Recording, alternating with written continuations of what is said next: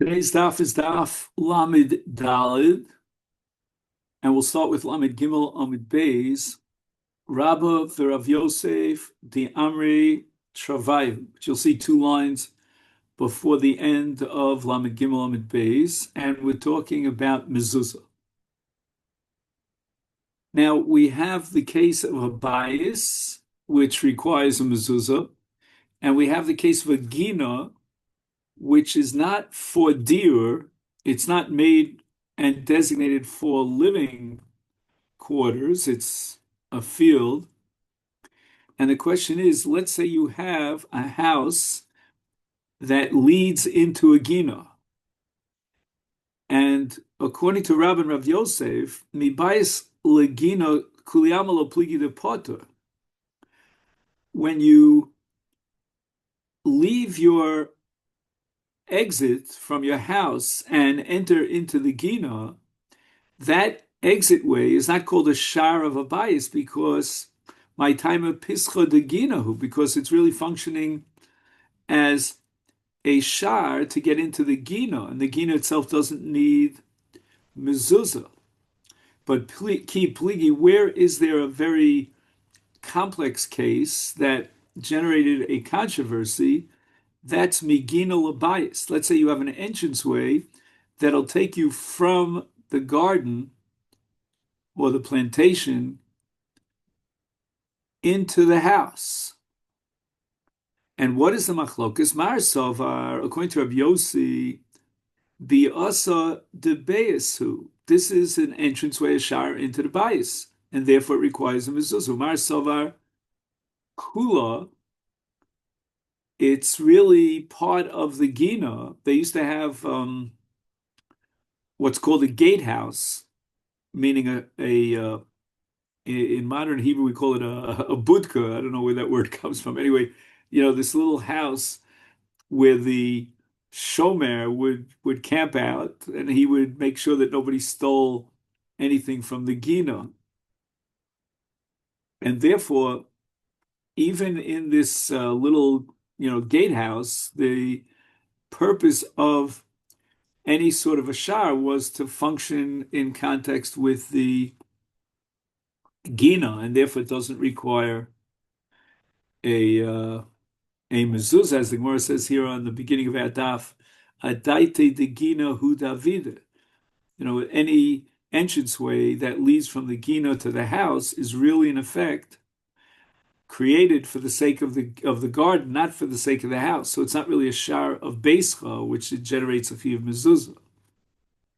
Abai v'Rava avdei kiraba v'Rav Yosef, and Abai and Rava accepted this approach of Rav Yosef, and according to which there's no chiyuv on the doorway leading from the garden back into the house. No chiyuv mezuzah. However, the Gemara records that Rav Ashi ovid kirav u'shmuel l'chumra. There was another shita, and that was not the shita of Rav Yosef, rather the shita of Shmuel and Rav. They hold that you need a mezuzah there because it becomes a shar of your bias, even though, again, it leads from a private garden, but nevertheless it leads you back into the house. For Hilchson, the final conclusion, la halacha, is kirav u'shmuel l'chumra. Itmar, lul pasuach min habayis la'aliyah. They used to have two floors, and to go from the ground floor up to the second floor, they had a stairwell, which is called in the Lashon HaGemara a lul. And the question is whether or not this is a second entranceway to the house, meaning you can enter from the ground floor into the house through the main entrance, but you could also enter through this secondary entrance that leads you to the stairwell that'll take you up to the second floor.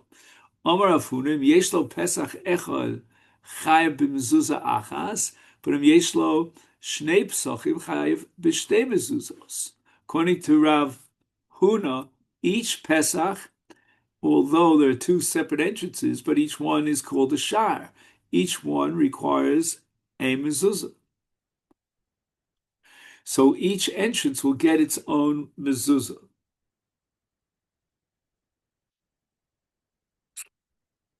Omer Rav Papa. Rav Papa says, Shmamino, what do I derive from Rav Huna? That high in Deruna, the Isle Arba Bave, Chayv Barba Mezuzos.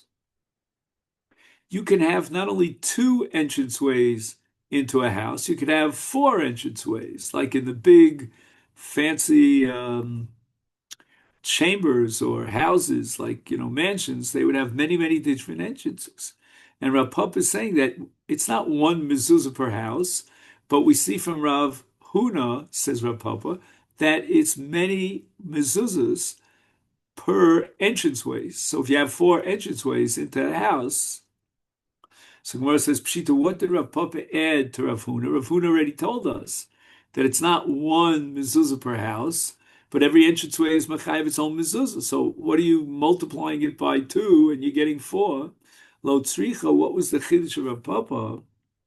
Afal gav de rogil b'chad. You might have said that the definition of shar depends upon which entranceway you normally use, regularly use. There is an entranceway that's regular, and then there's an entranceway that's sort of secondary. And the Torah says that when you go into your house through the regular, most used entrance, that's where you have to put the mezuzah. But there's no requirement to put a mezuzah on every single entranceway. And that's what Rav Papa wants to add in the case of this in Deruna, which is a very fancy mansion, and it has four gateways, four entranceways. Each entranceway requires its own mezuzah. Even though he's rogil b'chada, there may be one main entrance, but he's chayav in mezuzah in all the smaller entrances.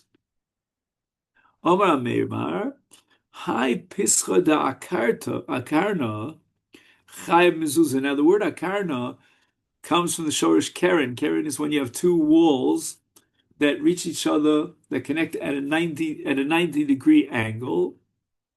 And that corner, which is called a keren, requires a mezuzah. So offhand, we wonder what's the big deal. But it is a very big deal because these two walls do not have what's called a doorpost. They don't have a mezuzah. And yet, Amemar says the chayv a mezuzah. Amalei Rav Ashi Amemar. Rav Ashi expressed a dissenting view to the ruling of Amemar, and he told Amemar, "V'lesle patzimin." Right? We always require, in the case of mezuzah, side posts, and the side posts, which go up on both sides and then cross over on the top, those are the machayev of mezuzah. But here, in the case of Pischa Dakarna, there's no patzimin. Amalei. So to this, Rav Amemar replied, and he said, Adei, these, or here, are patzime, meaning you don't have to add side posts as like an extra piece to the construction, but rather when you have two walls that come together, if there's an opening and you could go through those doors, that is machayev in mezuzah. And if you're asking me where are the petzime, I don't see any petzime. The answer is that the walls themselves serve as a petzime. Rav Papikol lebei Rav Shmuel chazahu pischad lo havile ela patzim echad mismola. Rav Papa, when he visited Mar Shmuel, he realized that Mar Shmuel was putting up a mezuzah on an entranceway that had only one side post. We'll see that's the sheet of Rabbi Meir, that all you need is one mezuzah. When it says in plural mezuzos, it's referring to the whole of Klal Yisrael, all their mezuzos. Each one has one mezuzah. And again, the word mezuzah here means a doorpost, not the klaf. Va'avidele mezuzah, and despite the fact that this entranceway had only one side post, meaning on the left side, nevertheless, Mar Shmuel put up a mezuzah. Amalei, Rav Papa says to Mar Shmuel, Kiman ki Rabbi Meir, are you reflecting the sheet of Rabbi Meir? You think that based on Rabbi Meir, we have to say that one doorpost is enough? His Amar Diova Rabbi Meir, But Meir only said that if you have one doorpost on the right side, which is the side in which we put up a mezuzah, then you chayiv a mezuzah. But mismol mi omar, the case of Mar Shmuel was a case of a certain entrance that had one doorpost that was on the left side. Why would that be chayiv in mezuzah? Maihi, from whence do we know? The Gemara is going to offer two answers to this question of how do we derive the conclusion that it's the doorpost on the right, not the one on the left that generates mezuzah, because it says al mezuzos beisecha, and we darshan the word beisecha as bi'oscha min hayamin. When you enter and there's a doorpost on your right side. Now, we're going to see how the Gemara knows that derech bioscha has got to be min hayamin. Ataomer min hayamin o ein el mismol, and that might be true specifically for a lefty. Talmud lomer beisecha. There's an objective standard here. It's got to be beisecha, which everybody would agree is beisecha, and it's got to be min hayamin. Why does Beisech have to be min hayamin? My Talmud, the Gemara asks. How do you know to derive the conclusion that the Beisecha, the mezuzah, the doorpost has to be on the right side? Amar Rabba, derech biyoscha min hayamin, techi akar inish kare, diyamina akar beresha. We're not talking about what side it's on as much as what leg goes first. And the Gemara is telling us that derech biyoscha means that when a person starts walking, his right foot moves out first. I never noticed this, for my whole life. But if you think about it, who would put a left foot first? Mar Shmuel bar Acha kamei, D'Rapapa Shmei D'Rav bar Ula Omar Meichacha. We're going to drive it from here. And the pasuk tells us, "Vayikach Yehoyada HaKohen Aaron echad, Vayikov Chor B'dalso." Right, so Yehoyada the Kohen Gadol took a chest. He bores a hole in the lid of the chest. Vayiten also Eitz HaMizbech Miyamin Bevo Ish Mebeis Hashem.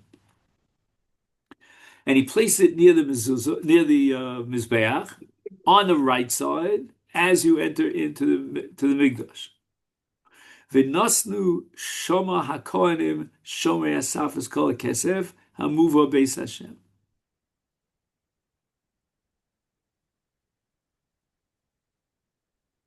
So in any event, it says that the Kohanim who would oversee this whole process, all the money that they brought to the Beis HaMikdash was put on the yamin of the mizbeach, the right side. And that's going to be the side where you put up the mezuzah. My Rabbi Meir, where is this Rabbi Meir that we hinted to that he has a chiyuv mezuzah with one doorpost?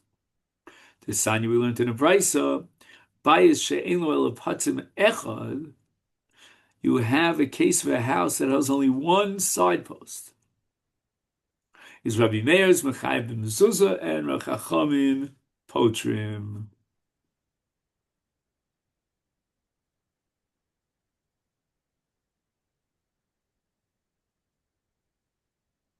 Now, why is it that the Chachamim disagree with Rabbi Meir and they say that one side post is not sufficient?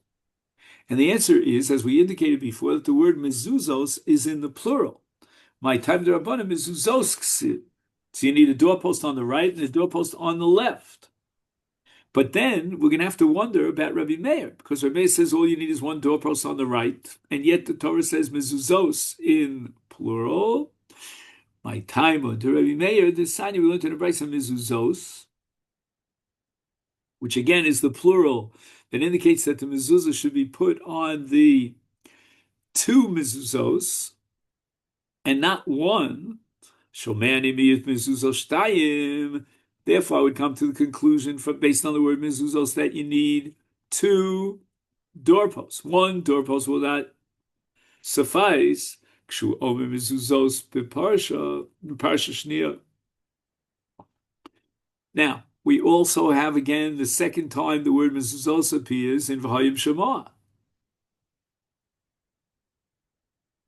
She'ein Talmud Lomar, Havi Ribu Yachar Ribu. Why do we need the second mezuzos? And the answer is we're going to apply the principle of Ein Ribu Yachar Ribu Ela L'mayit.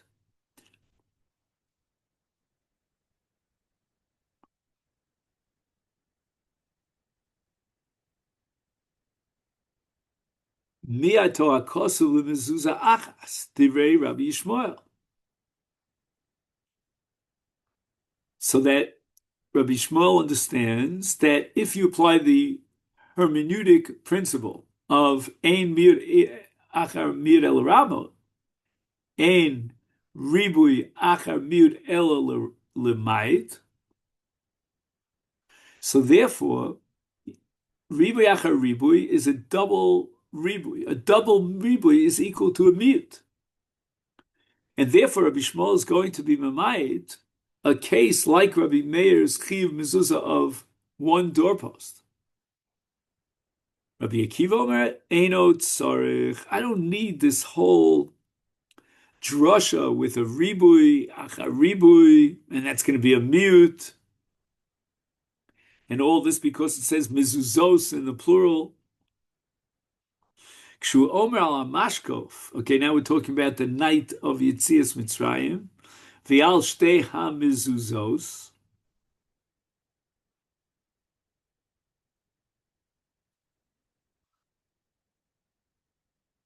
So, right, the Jewish people are commanded to put the blood of the Korban Pesach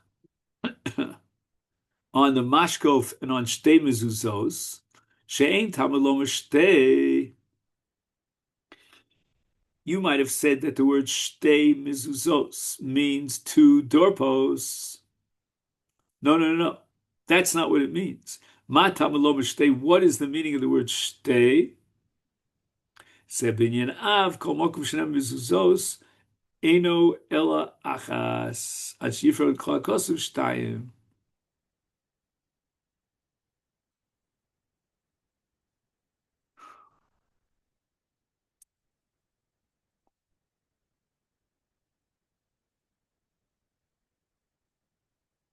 So basically, Rabbi Akiva agrees with Rabbi Shmuel that all you need is one mezuzah, one doorpost.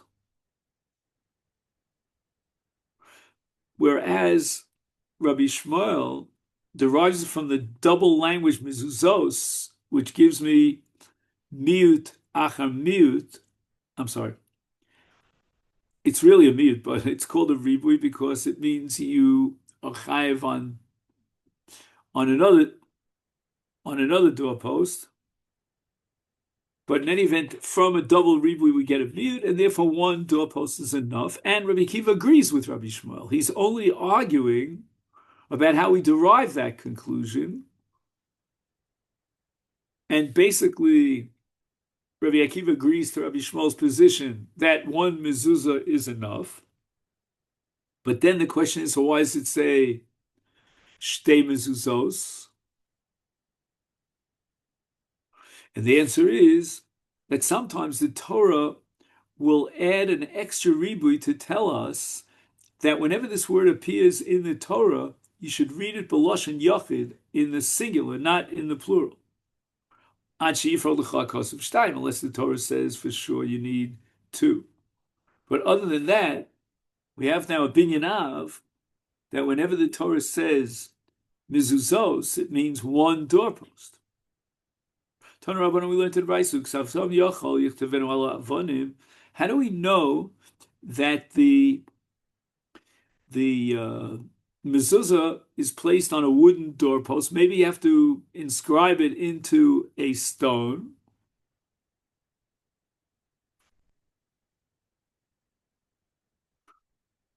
Now, again, I want to point out something that's obvious.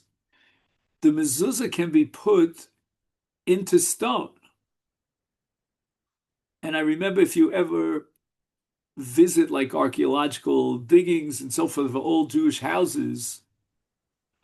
Like, for example, you could go, I remember in Girona, which is in Spain, we saw the old Jewish quarter from centuries and centuries ago. You'll see that the mezuzah was placed inside a hole in the Right. uh, in the stone wall. But now we're talking about something else. We're talking about doing a ksiva of the parshios on stone. I mean, it's a lot of work, but the Gemara thinks Right. that maybe that's what the Torah has in mind.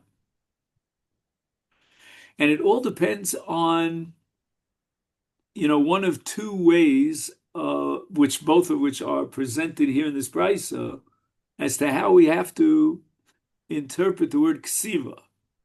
Nemer kan ksiva, nemer lahalon ksiva, with that, which it says because of la sefer krisus as far in right in Parski Teitze for get, and it says ksiva here by a mezuzah, malahalon al sefer, afkan al sefer. Just like if you write a get, it has to be written on a sefer. So too, the mezuzah has to be written on a sefer. That's one approach. Now we can have another approach to try to interpret the word ksiva, uksavtim. O klachacha derech. You should prefer this way. Nemar kan ksiva. V'nemar lahalan ksiva. Why don't we compare it to the writing of a Sefer Torah?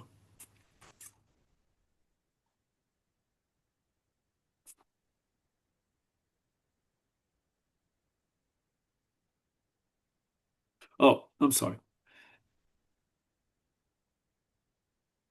Not the writing of a Sefer Torah, but the writing of the Torah. The Jewish people are commanded when they crossed the Jordan River and entered into Israel. I'm sorry, entered into Eretz Canaan of that time. They had to construct a Sefer Torah that was inscribed in stone. Is Malahalon al Havonim?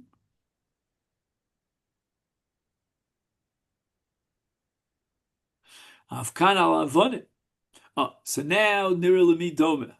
When we have a klachacha, we have two ways of going, and we can compare a certain word or a pasuk to something else or something else, to two possibilities. Then we have to ask a question: Lemi Dome, where's the greater similarity? Donik ksiva no heges ledoros, miksiva no heges ledoros, and donik ksiva no heges ledoros, miksiva shein no heges ledoros. That commandment to write the stone, to write the Torah on stone, inscribed in stone, was just for Lishah. That was just for that hour. We don't have such a command going forward. But when you talk about a regular ksiva that we learn from Get, that's already lidoros.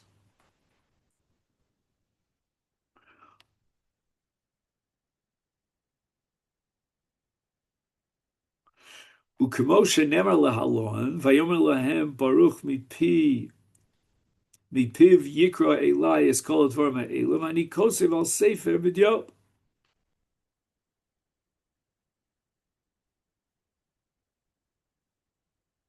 Now, Baruch was the scribe of Yirmiyahu, and Yirmiyahu would dictate to him, and Baruch would commit it to writing. And Baruch testifies that he kosev al sefer b'dio. So that means that we can give support to that position that your equation of ksiva should be to something that is lidoros, like for example, because of law and get. And Baruch, the scribe of Yirmiyahu,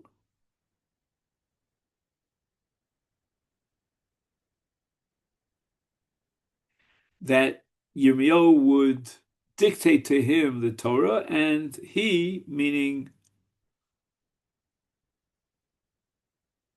Baruch, who was a sofer, would commit it to writing, and he'd write it on with ink. So that's the That's the sefer that we're talking about. Amalei Rav Acha Breder Rav Ashi Rachmon Amar Ala Mezuzo Al Mezuzvat Amrit Nelev Ksiva Ksiva. You want to establish that the word ksiva in mezuzah should be derived by analogy from the ksiva of a get. And yet, the Torah says with regard to mezuzah, al mezuzos. So the havamina now in the Gemara is that the mezuzah should be placed on the doorpost.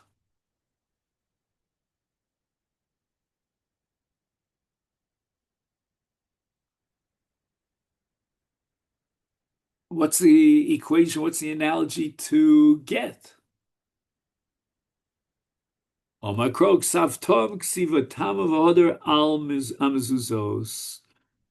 uksavtam, you have to split it in half, and you read it as ksavt tam, ksiva tama, a complete ksiva.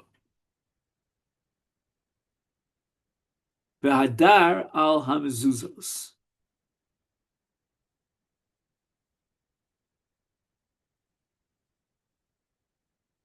So the idea here of ksiva tama is writing it on a cloth and then placing it on the doorpost.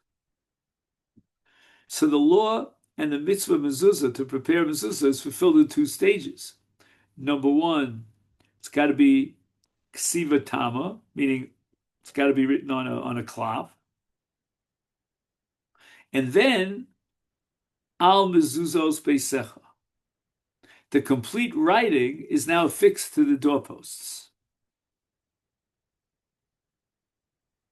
Well, now that you're telling me that uksavtem means ksiva tama, I don't understand what you derive from this gzeira shava. It's totally superfluous. And for the Gemara, ilav gzeira shava, if he didn't have the gzeira shava, ksiva, Hava Mini would have thought, lichtava avna, v'likba asifa.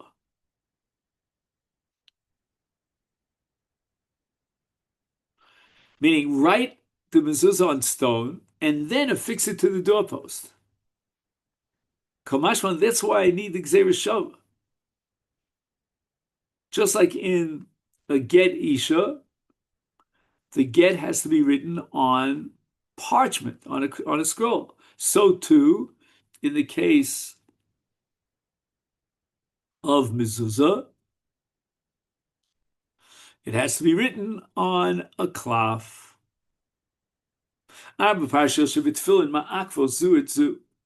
to have all four parshas. Now we've shifted from mezuzah to tefillin. Even if you omitted one single letter. Pshita, why would I think that the tefillin could be kosher without a letter? Omar of Yehuda, Omar Rav, lo nitzcha el lekotzo shel yud. Maybe if you're missing the kotzo shel yud, you might think that's not so critical, and therefore the Sefer Torah would be kosher. No. The chiddush is that the Sefer Torah is possible.